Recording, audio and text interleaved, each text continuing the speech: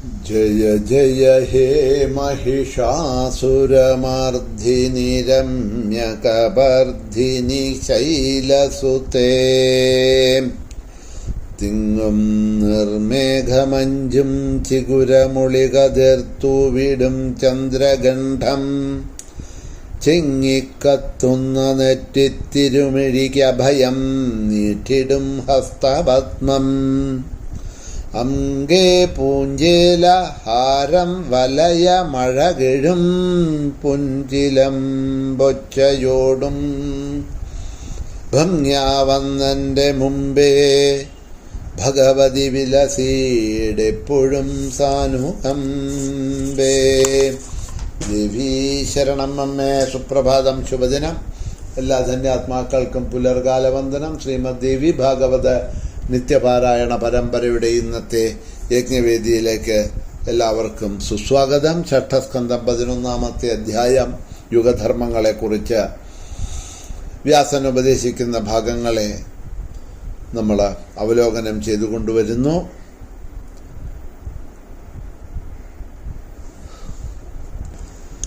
കലിയുടെ വൈഭവം വർദ്ധിച്ച് വരുന്നതനുസരിച്ച് സത്യമൂലകമായ ധർമ്മത്തിന് സകലവിധത്തിലും ക്ഷയം സംഭവിക്കും. ബ്രാഹ്മണ, ക്ഷത്രിയ, വൈശ്യ, ശൂദ്രന്മാര് ധർമ്മം വെടിഞ്ഞവരായിത്തീരും. അസത്യവാദികളാവും, പാപികളായിട്ട് ഭവിക്കും. കലികാലത്ത് അപ്രകാരം ഉള്ളവരായി തീരും. വർണ്ണവ്യവസ്ഥയിൽ പെടാത്തവരും വിപ്രന്മാർ ശൂദ്രവൃത്തിയിൽ തൽപരരും ഒക്കെ ആയിത്തീരും എന്ന് പറഞ്ഞാണ് ഇന്നലെ നിർത്തിയത്. ഹേ രാജൻ, കലിയിൽ ഇവരൊക്കെ വർദ്ധിക്കുകയും അതേമാതിരി തന്നെ സ്ത്രീകളെ കാമചാരികളും കാമം, ലോഭം, മോഹം എന്നിവയുള്ളവരും പാപം ചെയ്യുന്നവരും കള്ളം പറയുന്നവരും സദാ സാഹസം കാട്ടുന്നവരും സ്വന്തം ഭർത്താക്കന്മാരെ വഞ്ചിക്കുന്നവരും ധർമ്മം പ്രസംഗിക്കുവാൻ വിരുതുള്ളവരും ആയിത്തീരും. അത്യന്തം പാപചാരിണികളാണ് കലിയുഗത്തിലെ സ്ത്രീകൾ. അതുകൊണ്ട് ആഹാരശുദ്ധി കൊണ്ട് ചിത്തശുദ്ധി ഉണ്ടാകുന്നത്. മനസ്സ് ശുദ്ധമായാൽ അതിൽ ധർമ്മം പ്രകാശിക്കും. ആചാരദോഷത്താൽ ധർമ്മസങ്കടമുണ്ടാകും. ധർമ്മസങ്കരമുണ്ടായാൽ തീർച്ചയായും വർണ്ണസങ്കരവും ഉണ്ടാകും. ഇങ്ങനെ സർവധർമ്മങ്ങളും ഇല്ലാതായ കലിയുഗത്തില് അവനവൻ്റെ വർണ്ണധർമ്മത്തെക്കുറിച്ചൊന്നും ഒരിടത്തു നിന്നും അറിയാൻ കഴിയില്ല. ധർമ്മജ്ഞരായ മഹാന്മാര് അധർമ്മം ചെയ്യുന്നവരായി ഭവിക്കും. ഇത് കലികാലത്തിൻ്റെ സ്വഭാവമാണ്. ആർക്കും പരിഹരിക്കാൻ കഴിയുന്നതല്ല. കലിയിലെ പാപികളായ മനുഷ്യരുടെ സ്വഭാവം ഇതായതുകൊണ്ട് സാമാന്യമായിട്ടുള്ള ഉപായങ്ങളൊന്നും ഇതിന് പരിഹാരമായി വരുന്നില്ല എന്ന് പറയാണ്. അവിടെ ആ സ്ത്രീധർമ്മങ്ങളെക്കുറിച്ച് പറയുന്ന സമയത്ത് കുറച്ചധികം പറഞ്ഞുപോയി. ദേവി ഭാഗവതത്തിലെ വ്യാസൻ എന്ന് നമുക്ക് കാണാൻ കഴിയും. അതായത് ആഹാരവൃത്തികളെക്കുറിച്ച് നമ്മുടെ ശാസ്ത്രം പറയുന്നുണ്ട്. സാത്വിക ആഹാരം, രാജസിക ആഹാരം, താമസ ആഹാരം എന്ന് പറഞ്ഞ് നമ്മളുടെ ഭക്ഷണത്തിനെ 3 പ്രകാരത്തിൽ തരംതിരിച്ചിട്ടുണ്ട്. ദീർഘമായിട്ടൊന്നും അതിനെ പറഞ്ഞു പോകുന്നില്ല, എന്തൊക്കെയാണ് ഏതൊക്കെയാണ് എന്നൊക്കെ. അല്പസ്വല്പം ഒന്ന് സ്പർശിച്ചു പോകാം എന്ന് മാത്രം. ഈ സന്ദർഭത്തിൽ നമ്മുടെ വീട്ടിൽ ശുദ്ധമായി കുളിച്ചുണ്ടാക്കുന്നതായിട്ടുള്ള സസ്യഭോജനങ്ങൾ വൃത്തിയും വെടുപ്പോടും ശുചിത്വത്തോടും കൂടി ഉണ്ടാക്കി ചൂടോടുകൂടി സമയാസമയത്ത് അതിനെ കഴിക്കുക. കഴിക്കുന്നതിന് മുമ്പ് ഭഗവാനെ നിവേദ്യം ചെയ്ത് അത് ഭഗവത് പ്രസാദമായിട്ട് കഴിക്കുക. അപ്പോൾ ആ ആഹാരം സാത്വിക ആഹാരമായിട്ട് കരുതപ്പെടുന്നു. ഹോട്ടലിൽ നിന്നും പുറമേ നിന്നും ഉണ്ടാക്കുന്ന ഭക്ഷണങ്ങൾ വാങ്ങിക്കഴിക്കുന്നത് സാത്വികമല്ല എന്നാണ് ശാസ്ത്രത്തിൽ പറയുന്നത്. അങ്ങനെ കഴിക്കാൻ പാടില്ല എന്നാണ് ശാസ്ത്രങ്ങളിൽ പറയുന്നത്. ഗൃഹത്തിൽ ഉണ്ടാക്കുന്ന ആഹാരങ്ങൾ അത് കഴിക്കാം, അത് ഭക്ഷണമാവണം. പക്ഷേ അതിനെ തന്നെ ശുദ്ധിയോടും അതേമാതിരി തന്നെ സസ്യഭോജനമായിട്ടും എല്ലാം ഉണ്ടാക്കി ഭഗവാന് നിവേദിച്ച് കഴിക്കുമ്പോൾ അത് പ്രസാദമായിട്ട് മാറണു. ആ പ്രസാദത്തെ തന്നെ ശക്തിക്കനുസരിച്ച് 2, 4, 3 ആൾക്കാർക്ക് ആർക്കെങ്കിലും വിശന്നിരിക്കുന്നവർക്ക് കൊടുത്ത് അതിഥി ഭോജനം നടത്തി നമ്മൾ ആഹാരം കഴിക്കുമ്പോൾ അത് മഹാപ്രസാദമായിട്ട് മാറണു എന്ന് പറയണു. അപ്പോൾ അരുതാത്ത ഭക്ഷണം, പ്രസാദം, മഹാപ്രസാദം, അങ്ങനെ 4 വിധത്തിൽ പറയുന്നുണ്ട്. അതിന് അതിൻ്റേതായിട്ടുള്ള ഗുണങ്ങളുണ്ട്, സാത്വികമായിട്ടുള്ള ഗുണങ്ങളുണ്ട്. രാജസ സ്വഭാവമായിട്ടുള്ള ആഹാര പദാർത്ഥങ്ങളുണ്ട്, താമസ സ്വഭാവമായിട്ടുള്ള പദാർത്ഥങ്ങളുണ്ട്. രാജസ സ്വഭാവമായിട്ടുള്ള പദാർത്ഥങ്ങൾ ആവുന്നതും ഒഴിവാക്കണം. പല രോഗങ്ങൾക്കും അത് കാരണമായി തീരുന്നു. താമസ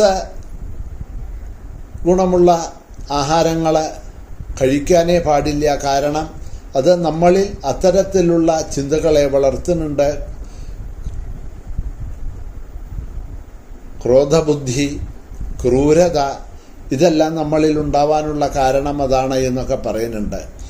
ഇതൊക്കെ ശാസ്ത്രീയമായിട്ടും ഒക്കെ പറയുന്നൊക്കെ ഉണ്ട് കേട്ടോ. നമ്മളിപ്പോൾ ഈ വിചാരിക്കുന്നത് മാതിരിയല്ല. ശാസ്ത്രജ്ഞന്മാർ ഇതിനെയൊക്കെ അവലോകനം ചെയ്ത് നോക്കി അതിൻ്റെ റിപ്പോർട്ടുകളൊക്കെ പേപ്പറിലും പല ഗ്രന്ഥങ്ങളിലും ഒക്കെ പലരും എഴുതിയിട്ടുണ്ട്. ഈ ആഹാരം നമ്മളിൽ എപ്രകാരമാണ് ഇതിൻ്റെ പരിവർത്തനം നമ്മളിൽ ഉണ്ടാകുന്നത് എന്നുള്ളത്.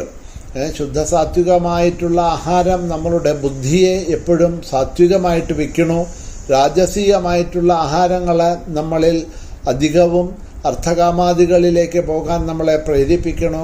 താമസ ഗുണമുള്ള ആഹാരങ്ങൾ നമ്മളെ നിന്ദ്യകൃത്യങ്ങൾ ചെയ്യാൻ, ക്രൂരതകൾ ചെയ്യാനായിട്ട് നമ്മളെ പ്രേരിപ്പിക്കണു എന്നൊക്കെ സ്റ്റഡി ചെയ്തിട്ട്, ഫോറിനിലൊക്കെ ശാസ്ത്രജ്ഞന്മാർ സ്റ്റഡി ചെയ്തിട്ട് പറയുന്നുണ്ട്. അപ്പോൾ ആഹാരത്തിന് അത് നമ്മളിൽ വലിയൊരു മാറ്റം നമ്മളുടെ ചിന്തകളിൽ, നമ്മളുടെ ബുദ്ധിയിൽ, നമ്മുടെ മനസ്സിൽ ഈ ആഹാരക്രമം വളരെയധികം മാറ്റങ്ങൾ വരുത്തുന്നുണ്ട് എന്നുള്ളത് പണ്ട് തന്നെ ശാസ്ത്രങ്ങളിൽ എഴുതി വെച്ചതാണ്. വെറും രോഗം മാത്രമല്ല, നമ്മളുടെ ബുദ്ധിയെപ്പോലും സ്വാധീനിക്കാനുള്ള ഒരു കഴിവ് ഈ ആഹാര പദാർത്ഥങ്ങൾക്കുണ്ട് എന്ന് പറയുന്നു. അതുകൊണ്ടാണ് പണ്ടൊക്കെ ആഹാരം അതിൽ വളരെയധികം ശ്രദ്ധ കേന്ദ്രീകരിച്ചിരുന്നു. കുറച്ചു നേരം പട്ടിണി കിടന്നാലും വിരോധമില്ല, വീട്ടിൽ ചെന്ന് ശുചിയായി ഉണ്ടാക്കിയ ഭക്ഷണം ചൂടോടുകൂടി കഴിക്കുക. പിന്നെ അന്നൊക്കെ ഈ ഓവണും ഫ്രിഡ്ജും ഒന്നും ഇല്ലാത്തത് കാരണം കൊണ്ട് ചൂടായിട്ടുള്ള ആഹാരങ്ങൾ, സാത്വികമായിട്ടുള്ള ആഹാരങ്ങളൊക്കെ കഴിച്ചിരുന്നു. ഹോട്ടലിൽ നിന്നും അവിടെ നിന്നും ഇവിടെ നിന്നും മസാലകളും അതും ഇതും നിറച്ചിട്ടുള്ള ആഹാരങ്ങൾ കഴിച്ചിരുന്നില്ല. അതേമാതിരി ഹിംസാതിവൃത്തികൾ ചെയ്തിരുന്നതായിട്ടുള്ള മാംസഭക്ഷണങ്ങളൊക്കെ ഒഴിവാക്കിയിരുന്നു.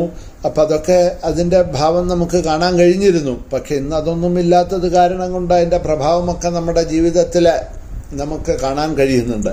അപ്പോൾ ഈ ആഹാരം എന്ന് പറയുമ്പോൾ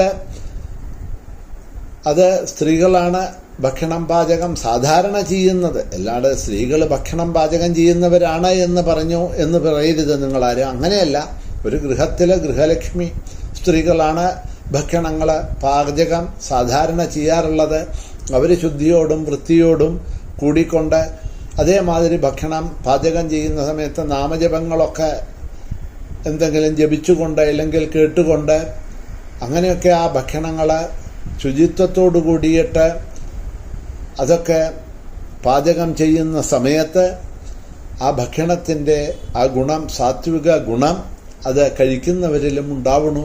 അത് നമ്മുടെ മനസ്സിനെ, നമ്മുടെ ചിന്തകളിലൊക്കെ മാറ്റങ്ങൾ വരുത്തുന്നുണ്ട്. നമുക്ക് സൽബുദ്ധി തരാനും നല്ല മാർഗത്തിൽ പോവാനും എല്ലാം അത്തരം ഭക്ഷണ പദാർത്ഥങ്ങൾ പോലും നമുക്ക് ഗുണമായിട്ട് വരുന്നുണ്ട് എന്നൊക്കെ ശാസ്ത്രത്തിൽ പറയുന്നുണ്ട്. ഏതായാലും ഇതിനെപ്പറ്റി കൂടുതൽ ദീർഘിപ്പിക്കണില്ല. ഇത്രയും സൂചിപ്പിച്ചുകൊണ്ട് അതിനെപ്പറ്റി അവിടെ നിർത്തുകയാണ്. നാളെ മുതൽ നമുക്കിന്ന് സമയം കഴിഞ്ഞതുകൊണ്ട് ബാക്കി ഭാഗങ്ങളെ അവലോകനം ചെയ്തു കൊണ്ടുപോകാം. ഇവിടെ തന്നെ നിർത്തുന്നു. ശ്രീ മഹാദേവ്യൈ നമഃ.